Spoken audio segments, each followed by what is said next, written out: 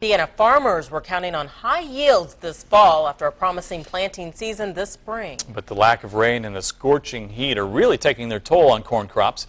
RTV6 reporter Stacia Matthews joins us live from Hancock County in the middle of a cornfield with more. Hey, Stacia.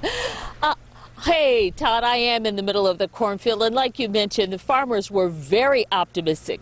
They had a chance to plant their fields at least 3 weeks ahead of schedule, and things were looking well with the low humidity and abundant sunshine. Well, now we've got the scorching temperatures and very little rain, and that is going to make tassels like the one here that you see here very difficult to pollinate.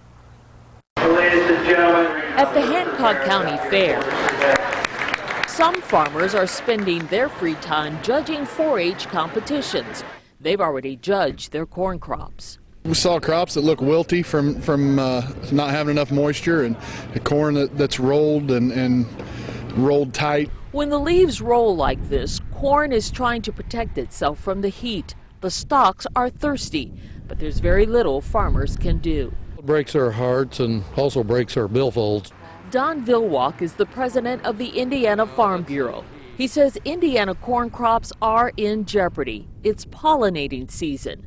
But without rain and with more intense heat in the forecast, yield potentials will likely wilt this fall. And in some parts of the state, he says crops will dry up. But even if we do get rain, it could be too little too late. The state climatologist says the soil is losing moisture faster than it can be replaced. A lot of farmers in Indiana have crop insurance, so that will hopefully at least get our bills paid. May not give us an income, but at least we'll get those bills paid, and that's very important. There's no promise of that when we put it in the ground in the spring. You know, there's a lot of faith that the crop will grow and that we'll have a good yield, and you know, everything will be good come fall, but it's the chance we take every year.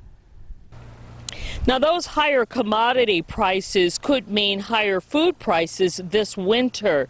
Corn that you see here is used in hog, cattle, and chicken feed. And those farmers who produce the ears of corn that you see in the fields like this say that they're going to have to pass along those prices to you and me at the supermarket. Live in Hancock County, Stacia Matthews, RTV6.